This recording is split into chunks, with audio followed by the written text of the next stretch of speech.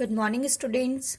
Today we will start in our chapter Life Process the new topic, that is respiration. First, we will learn what is respiration. Respiration is a essential life process for our body, for the body of any organism. Actually, with the help of this process, the food which we intake get oxidized and production of energy take place by the oxidation of food which the organism take place get oxidized with the help of this process. This process involves two steps. First one is gaseous exchange. It means the required gas is inhaled by the organism and the waste gas is exhaled. For example, if we take the example of human beings, then breathing we take O2 and we exhale CO2. And this oxygen reaches to the cells of the body through blood to oxidize the simple food and energy get released. Is it always take place in presence of oxygen? No. Now we will discuss that in detail. This process is known as cellular respiration, which take place in the human cells, and the energy release in the form of ATP, adenosine triphosphate.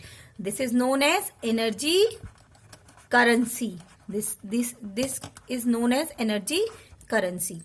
Respiration, it depends on the gas or it whether take place in presence of oxygen or in absence of oxygen. The respiration can be classified into two parts: aerobic and anaerobic respiration. Aerobic respiration, what is aerobic respiration and what is anaerobic respiration? Aerobic respiration occurs in presence of oxygen. It occurs in absence of oxygen. It takes place in mitochondria. You have studied in 9th class that mitochondria is the powerhouse of the cell, and if respiration occur in presence of oxygen, then it will take place in mitochondria, while here this process take place in cytoplasm.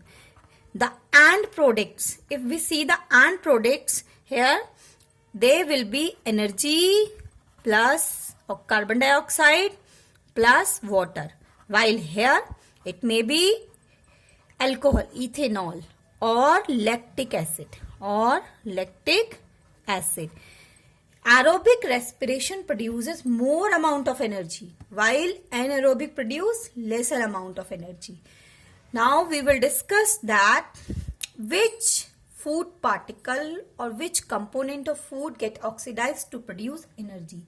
As already discussed in digestion, the complex food converted into simpler and the carbohydrate convert into glucose. Glucose in cytoplasm convert into a new carbon molecule known as pyruvate. Pyruvate now release energy in absence or in presence of oxygen.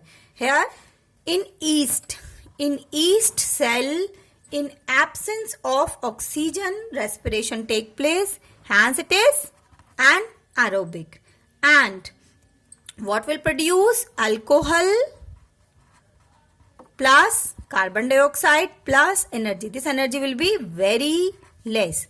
Here in absence of oxygen, in yeast cell, ethanol is produced with carbon dioxide and energy.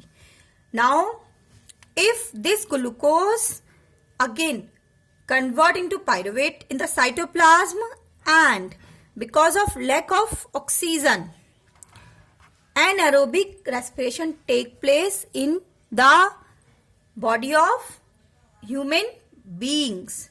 What will happen? This will produce lactic acid. Lactic acid.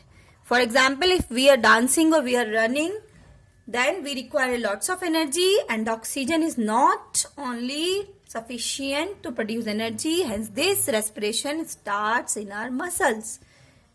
At this time, lactic acid will be produced, and this lactic acid stored in our muscle cells, and we feel fatigue or pain in our muscles. After resting, this will get dissolved again, and we will get energy. We will regain the energy. Now normally what will happen? This glucose again pyruvate, and normally this process take place in mitochondria, and what will produce? Energy plus carbon dioxide plus water, and this carbon dioxide is exhaled. We exhale this carbon, exhaled by us, exhaled, and energy is used in doing various work which we are doing in our daily life.